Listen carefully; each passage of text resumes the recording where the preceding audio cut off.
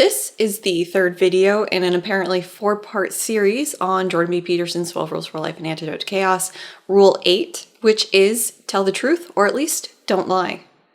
How is this taking 4 videos? Oh, right. A solid chunk talking about the importance of boundaries rather than Peterson's framing of telling the truth. A research tangent about epigenetics and how you won't grow new brain structures because you're telling the truth. And then this video, we are just all over the map, so buckle in, buccos. It's part 3 and we ain't done yet.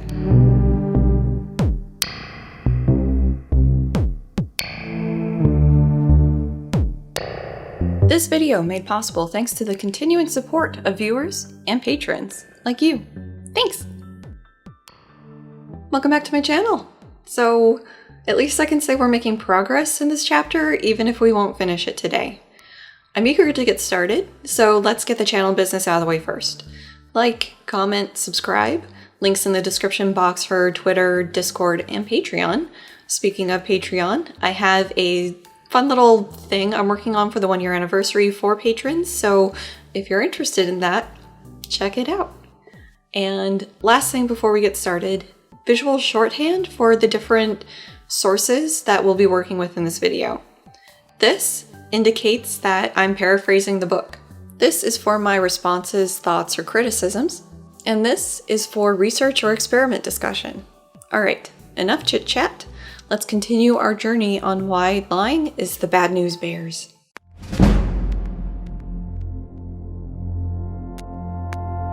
To pick up where we left off last time, Peterson had just talked about the new finding about genes turning on in new situations, with no clear indication of what exactly he was talking about, which kicked off the epigenetics chunk in part 2.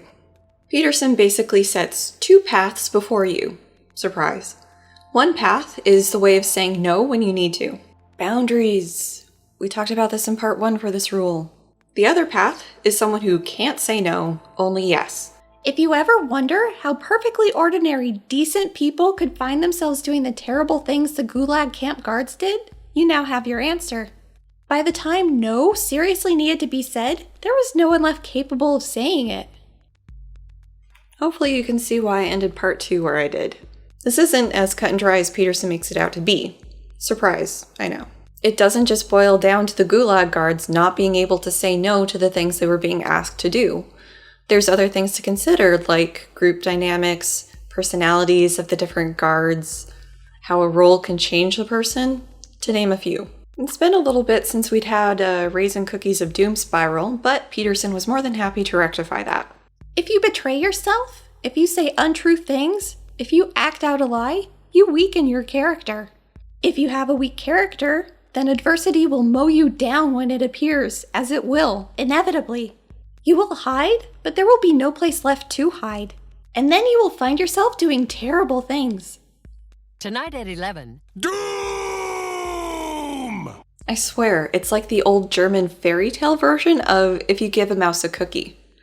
Listen, kids, if you lie, you are screwing your personal integrity over, and you may as well set up shop under the freeway.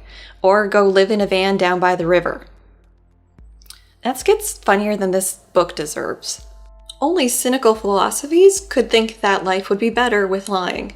Style madness, yada yada, but there is a reappearance of being with a capital B in there, so I can finally introduce my being with a capital B. Yes, it's a cat toy. It came in a 2-pack though, so Izzy has her own, so this one might be safe. Peterson says that it's important to have a vision of the future to move towards, using similar language as previously seen in the book. However, engaging in a lie does not constitute having a vision, but is willful blindness. More yada yada of being blind if you're lying, and then it's refusal to admit to error while pursuing the plan. Every game has rules. Some of the most important rules are implicit. You accept them merely by deciding to play the game. I want to play a game. The first of these rules is that the game is important. The second is that moves undertaken during the game are valid if they help you win. If you make a move and it isn't helping you win, then by definition, it's a bad move. You need to try something different. You remember the old joke? Insanity is doing the same thing over and over while expecting different results.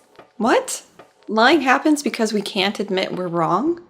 How about no? And what's this about playing games now? Is he intimating that life is like a game? But if that's the case, sometimes lying helps you win, brah.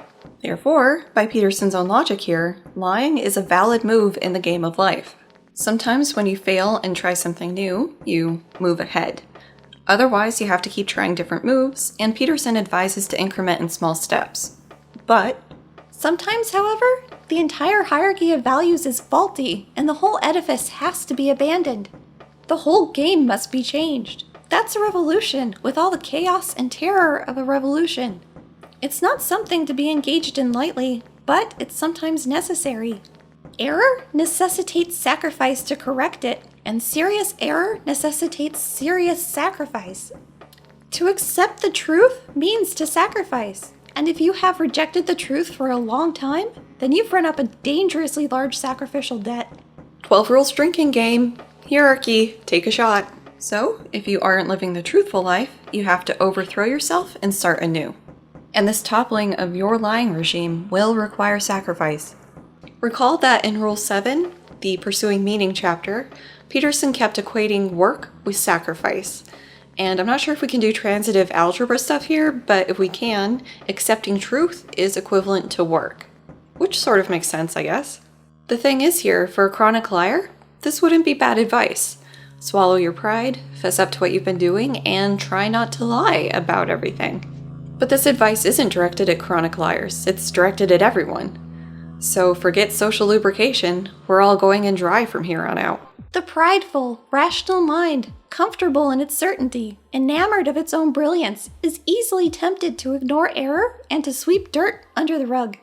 Literary, existential philosophers, beginning with Soren Kierkegaard, conceived of this mode of being as inauthentic. An inauthentic person continues to perceive and act in ways his own experience has demonstrated false. Rationality equals pride. Got it. Any of the philosophy peeps want to chime in the comments about Kierkegaard and this inauthenticity part? In any event, we're going to see a shift away from talking about people at the day-to-day level from here. Because we can't just help people be more authentic in their lives, we have to talk about World War II and communism. Peterson then goes through the authentic and the inauthentic inner monologues after not getting the expected outcome you thought you would. The authentic person will assume that there was some flaw in how they went about it or with what they were trying to accomplish, but take it as a learning experience. The inauthentic person will blame everyone but themselves, up to and including the world. It's not too far from there to, they should be stopped, or they must be hurt, or they must be destroyed. Whenever you hear about something incomprehensibly brutal, such ideas have manifested themselves. The pretty surface level implication here is that people who go on to do heinous things are inauthentic and can't accept responsibility for things in their life. And certainly that can be the case. The Isla Vista spree that happened springs readily to mind for me. But to say categorically that this is the root source of heinous acts, it's reductive and not always the case. In a previous quote, Peterson said that moves made during a game are valid only if they help you win. If the goal of one person or party is the continuance of their group, but to win the game they believe they need to be the only players left with pieces on the board, a valid move would be the destruction of everyone not in their group. They would be living and acting out their truth. They would be making the moves they consider valid to win. But as we've seen so many times in history, this can lead to atrocities and genocide.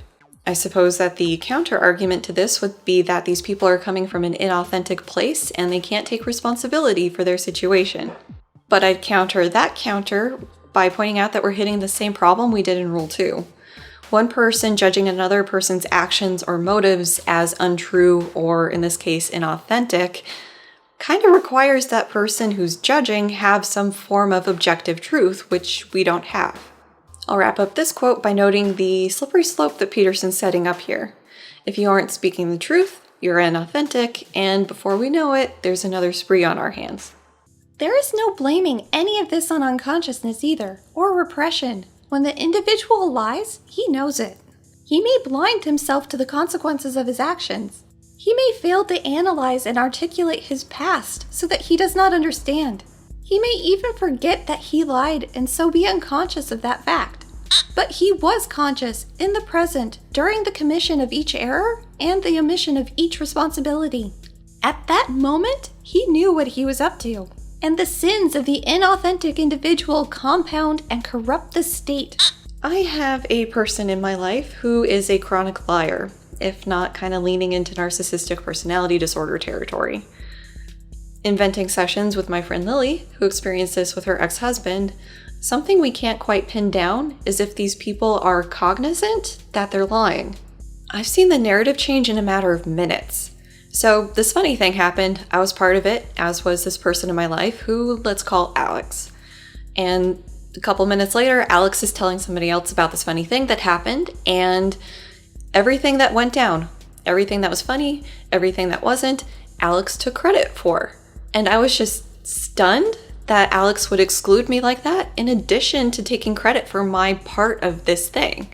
So I don't know if Alex knew what they were doing in excising me from this story, or if that's just how they remember things. Funny thing happened, they had to have been at the center of it. I can't say for certain that Alex was conscious of this commission. Peterson brought up repression. Dare I derail another 12 rules video for a tangent? We'll go with one part nah, repression really should have its own video, and one part I do kind of talk about it in my Freud video. I will point out briefly that repression requires one Freud proposed part of your personality, the ego, to yeet anxiety-causing thoughts, feelings, or memories out of consciousness to be stored out of your awareness in the unconscious. The proposed issue is that the repressed things can still wreak some havoc despite you not being theoretically aware of them. But if the truth was giving a person anxiety, that would potentially kick off repression of that truth. And if we're going to bring in repression as a valid mechanism, why couldn't that be in play here? Because Peterson is acting as the arbiter of truth again, with unprecedented access into the inner workings of everybody's minds. As I said with Alex, I'm not sure they're consciously aware of what they're doing. The amount of effort it would take to maintain their narrative and their version of reality, if it had this you lied tag on everything, would just be exhausting. I can't imagine that they would keep at it like they do. It really seems like this is their truth and they were going to do everything in their power to make sure their reality continues. Wow, just wow. Those little white lies apparently are causing the downfall of civilization. Then we get a potential glimpse at why Peterson felt he had to speak about Canadian Bill C-16. He describes a workplace scenario where bureaucratic corruption starts by somebody making a bad rule and that bad rule going unopposed by you. And because you didn't oppose this bad rule, that person who made the bad rule starts making more bad rules, and these bad rules keep adding up, and eventually it turns into a shit show, and you're culpable. Peterson says that you should have stood up and made your truth known when that first bad rule happened because, 1, other people may have followed suit and the bad rule guy could have been defeated, or 2, maybe it's time for a revolution, or 3, maybe it's time for you to go job hunting and find a job where your soul is less in danger from corruption. First off, as someone who has had brilliant success in finding employment, yeah, get a job. Oh, get a job? Yeah. Just get a job? Why don't I strap on my job helmet and squeeze down into a job cannon and fire off into job land where jobs grow on jobbies? Sometimes Peterson is solidly on the order side of things and that chaos is bad. Revolutions are chaos, we need to respect the wisdom from our elders, yada yada. But then sometimes revolutions are the appropriate thing to do. Like this chapter has been pretty friendly towards overthrowing things. Not feeling a consistent message here. With where he's going next in the book, there are some extreme cases of jobs that could corrupt your soul. But the average 9 to 5 hardly seems like it would taint you. I mean, maybe if you have a petty tyrant who gets a bit rule happy as your boss, you could get aggravated, sure, but metaphysically corrupt? Oh no. Does the name Kim Davis ring a bell? I had to Google her in unflattering terms to get her name, so don't feel bad if it doesn't. She was the county clerk who would issue marriage licenses to gay couples. Is there an interpretation here that Peterson would say she was right in doing so? That she was standing up to the tyranny that went against her beliefs? I feel dirty. One of the major contributions of Alexander Solzhenitsyn's masterwork, The Gulag Archipelago, was his analysis of the direct causal relationship between the pathology of the Soviet prison work camp dependent state where millions suffered and died, and the almost universal proclivity of the Soviet citizen to falsify his own day-to-day personal experience, deny his own state-induced suffering, and thereby prop up the dictates of the rational, ideology-possessed communist system. It was this bad faith, this denial, that in Solzhenitsyn's opinion, aided and abetted that great paranoid mass murderer, Joseph Stalin, in his crimes. Solzhenitsyn wrote the truth, his truth, hard-learned through his own experiences in the camps, exposing the lies of the Soviet state. No educated person dared defend that ideology again after Solzhenitsyn published the Gulag Archipelago. No one could ever say again, what Stalin did, that was not true communism. I know I have some viewers who know this topic a whole lot better than I do, and some of them are even Russian or from former communist states. So better insight into this will likely be a pinned comment. That said, blaming the people of the USSR for the awfulness that happened is fucked up. The threat of being disappeared is terrifying, and the easiest way to become a target is to threaten to shake up the status quo. And I know bad situations don't tend to just fix themselves, but I don't know what the average person is supposed to do in these situations. Potentially asking everybody to sacrifice themselves and maybe their families by speaking out? I don't know. 12 Rules drinking game, communism bad. Take a shot. The last thing I'll say here is something that came up with the last Solzhenitsyn inclusion. I made the editorial decision to use the pictures of the author I did, and not some others, so I couldn't be accused of trying to sway people's opinion unfairly. But with this comment, it seems only fair to bring up that Homeboy was pretty tight with Putin. Make of that what you will. I swear, I don't want to include whole quotes as often as I do, but sometimes I feel like I wouldn't be believed if I summarize these things.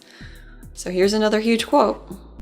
Viktor Frankl, the psychiatrist and Nazi concentration camp survivor who wrote the classic Man's Search for Meaning, drew a similar social psychological conclusion. Deceitful, inauthentic, individual existence is the precursor to social totalitarianism. Sigmund Freud, for his part, analogously believed that repression contributed in a non-trivial manner to the development of mental illness. And the difference between repression of truth and a lie is a matter of degree, not kind. Alfred Adler knew it was lies that bred sickness. C.G. Jung knew that moral problems plagued his patients, and that such problems were caused by untruth. All these thinkers, all centrally concerned with pathology both individual and cultural, came to the same conclusion. Lies warp the structure of being.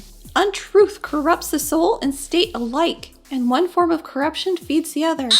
In looking up Frankl, because he was included with a bunch of other depth psychologists and I'd never heard of him, I ended up on his Wikipedia page. And my jaw dropped. You can read the full wiki entry yourselves, but holding him up as an example of someone who has figured out that truthful living is where it's at seems like a poor choice. Interestingly, in the context of 12 Rules, Frankl's saying was that we have to find meaning in life and that would fix everything. The wiki page for logotherapy has a lot about meaning and suffering. It's basically feeling familiar to the backbone of Peterson's arguments in this book. I'm half expecting somebody who's read Maps of Meaning to come in and say, yeah, duh, it's all over that book. So, no lying, never ever, not even once, because a bunch of depth psychologists plus one existential psychologist argue that lying leads to illness, mental or otherwise. Except for how it doesn't, cool, great advice. I imagine regular viewers are not going to be surprised to hear me say that using Freud and Jung to try to convince me of anything isn't going to work. For a more modern view on what causes psychological disorders, check out my video on that. Here's a hint. It's not lying.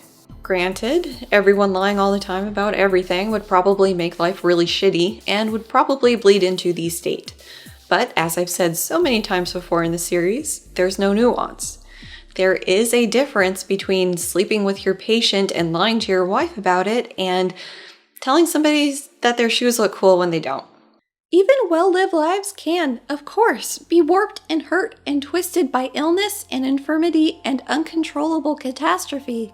Depression, bipolar disorder, and schizophrenia, like cancer, all involve biological factors beyond the individual's control. To interrupt this quote for a second, I want to acknowledge that the sentiment isn't bad. Psych disorders aren't the fault of the people who have them, and it's nice to hear that echoed here. There, I said something nice, you little lobsters. Can you please get off my back about my shitty Peterson impression? Not even the best lived life provides an absolute defense against vulnerability. But the family that fights in the ruins of their earthquake-devastated dwelling place is much less likely to rebuild than the family made strong by trust and devotion. Any natural weakness or existential challenge, no matter how minor, can be magnified into a serious crisis with enough deceit in the individual, family, or culture.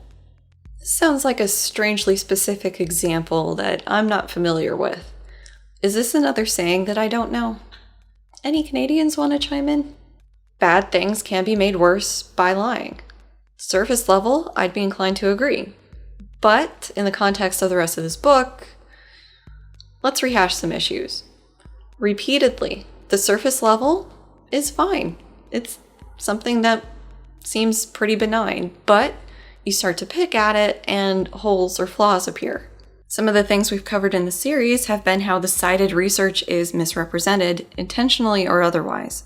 The absolutist thinking, with things having to fit into one of two categories, which Peterson has argued is a fundamental property of our cognition, leads to subtleties in so many situations being thrown by the wayside in addition to massaging the truth to fit his narrative. So yeah, bad things can be made worse by lying. Can. Doesn't mean they will be. Peterson spends some time talking about the different ways that families can respond to hardship. He says that some families will respond to the gradual decline and death of an elder by gathering like ghouls around the deathbed and fighting, whereas other families will take that opportunity to come together and bond. He also describes how his son helped out his daughter when she destroyed her hip and ankle. So basically, with love, encouragement, and character intact, a human being can be resilient beyond imagining. What cannot be borne, however, is the absolute ruin produced by tragedy and deception. Resilience is an incredibly complicated topic and thoroughly researched one, and it's easy to see why.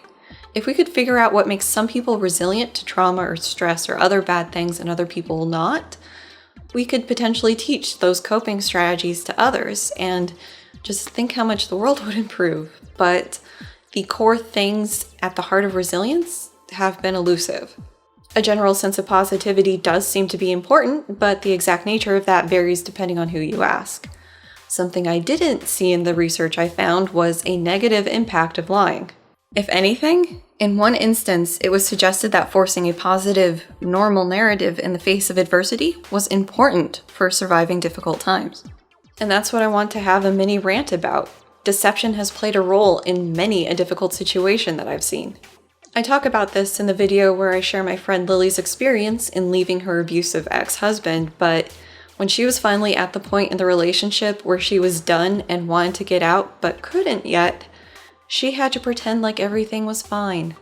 When you're in that sort of situation, if the abuser catches wind that you're even thinking about leaving, there can be some very negative consequences for you. So the advice is to keep up the front that nothing's changing, everything's fine, everything's normal, until you can get away safely. However, Peterson's advice would seem to be that honesty is the best policy. Lily just needed to loudly proclaim her truth with a capital T, and everything would have worked out. But here's the thing. Lily did speak her truth. Repeatedly. She told her ex that things needed to improve, or she was out. This was mostly ignored. They went through marriage counseling where Lily was given space to speak her truth, which she did. But these sessions were mostly turned into her ex playing the victim and ignoring or dismissing Lily's side. Her truth didn't matter to her ex. What is she supposed to do then, Peterson? Stay in that situation, still speaking her truth, waiting to see how far the escalation goes? Fuck that! It's been a little bit since we sucked off the style madness, teat.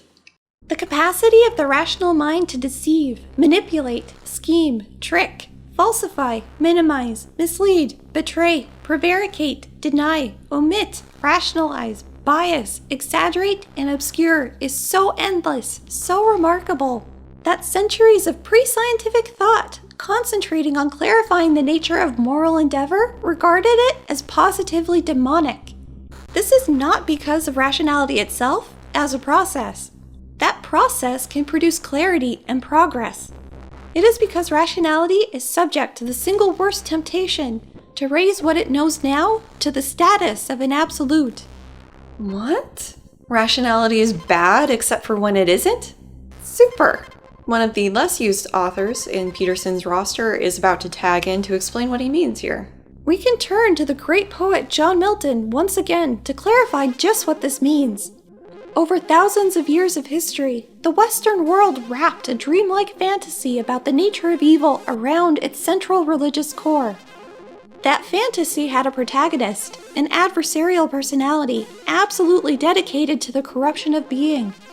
Milton took it upon himself to organize, dramatize, and articulate the essence of this collective dream and give it life in the figure of Satan, Lucifer, the light bearer. Peterson then quotes a bit of Paradise Lost about God sending Lucifer down to hell. He says that Milton's Lucifer can be understood psychologically. Reason is alive in us all, and should be thought of as a personality, not a faculty, which is something he said about other things previously in the book. Peterson says that reason acts of its own accord and gets us into trouble. But reason falls in love with itself, and worse. It falls in love with its own productions. It elevates them and worships them as absolutes. Lucifer is, therefore, the spirit of totalitarianism. He is flung from heaven into hell because such elevation, such rebellion against the highest and incomprehensible, inevitably produces hell. You see, kids? This is why you don't do Jung. Sure, it looks fun and Lobster Daddy's doing it, but this is your brain on Jung. Okay, so I keep having to remind myself where we're at in this chapter. By lying, you are falsifying yourself. You need to be able to speak your truth and basically establish boundaries with others. If not, gulag guards. If you aren't a truthful, authentic person, you need to tear yourself down and start over. Not telling the truth causes you to get sick, except for when it doesn't. And rationality is bad because Milton and the Bible, unless we're talking about the process of rationality, which is fine. I feel like we've strayed from the central message path. Dangerous beliefs of the rational faculty. Nothing else needs discovering. Everything important is known. Nothing transcendent or outside its domain need exist. But most importantly, it means denial of the necessity for courageous individual confrontation within being. What is going to save you? The totalitarian says, in essence, you must rely on faith in what you already know. But that is not what saves. What saves is the willingness to learn from what you don't know. That is faith in the possibility of human transformation. That is faith in the sacrifice of the current self for the self that could be. The totalitarian denies the necessity for the individual to take ultimate responsibility for being. Only a Sith deals in absolutes. How does rationality keep you from introspecting? I don't get it. I would think that rationality would actually lead to some introspection, as you could see how people are responding to you and act in a reasonable manner to adjust if necessary. This totalitarian bit. I had to go back and check, but in Rule 6, the set your house in perfect order before you criticize the world, there's a quote that makes this part a bit... So I'd paraphrased it originally, but here it is intact. Inopportune questioning can confuse, without enlightening, as well as deflecting you from action. You can know that something is wrong or right without knowing why. Your entire being can tell you something that you can neither explain nor articulate. Every person is too complex to know themselves completely, and we all contain wisdom that we cannot comprehend. Isn't this previous quote basically saying that we can rely on what we already know? And by the current phrasing, wouldn't that make Peterson the totalitarian by his logic? This is pushed slightly more into the what was he thinking with a part from the meaning chapter, which was Rule 7. I will agree that there is utility in filling in your knowledge gaps and growing as a person, but isn't that kind of like embracing the chaos from a safe position of known order? Why am I doing your job for you, Peterson? However, wholesale sacrificing yourself to do so seems a bit dramatic? Drastic? You don't have to throw yourself away every time you learn something new. Even people who de-radicalize have worthwhile experiences to carry forward, even if they're cautionary or as a benchmark for later growth. This chapter is bringing back so many Peterson tropes. time to redefine words again. That denial is the meaning of rebellion against the Most High. That is what totalitarian means. Everything that needs to be discovered has been discovered. Everything will unfold precisely as planned. All problems will vanish forever once the perfect system is accepted. I'm going to be contrarian now and break my no pedantry games rule, but totalitarian does have a definition that isn't that. I guess you could make the case that Peterson's definition is a very rough abstraction of the actual definition, but I have a general suspicion for people who want to redefine words. If we take the totalitarian bit out of this, what is he saying? The person who doesn't want to grow or learn new things is rebelling against God, literal or metaphorical. But then he adds that this goes along with the belief that there's a plan in place for them and everything will be hunky-dory when the perfect system is brought into use. How many times has Peterson gone on about bringing paradise on Earth in some way? How much talk has there been about your life improving drastically if you abide by his rules? At least once a chapter, conservative estimate. Maybe it's time for some introspection and self-awareness, Peterson. Peterson says that out of the ashes of Christianity, we got things like communism because rationality bad. And the communist systems in places like the USSR, China, or Cambodia are largely the fault of intellectuals. This sentiment is just fucking great, Peterson. Top notch. Much anti-intellectualism. Wow. Since he brought up Cambodia, I guess he needs to be reminded about the Khmer Rouge and their tendency to purge intellectuals, among others. Actually, I've heard it said that you can tell shit's about to go sideways in a place when the scientists of a country start vacating en masse. But, fuck those intellectuals and their rationality. Peterson's looking out for the everyman. That's why he shit-talked his friends for taking jobs that were beneath them in the friendship chapter. According to Peterson, Milton put forward that Lucifer was rejecting redemption because he was incapable of changing and getting back into God's good graces. Then he takes a swing at Dante, saying that Milton wasn't bothering with torturing political enemies instead. This is no afterlife fantasy. This is an abstract idea, and abstractions are often more real than what they represent.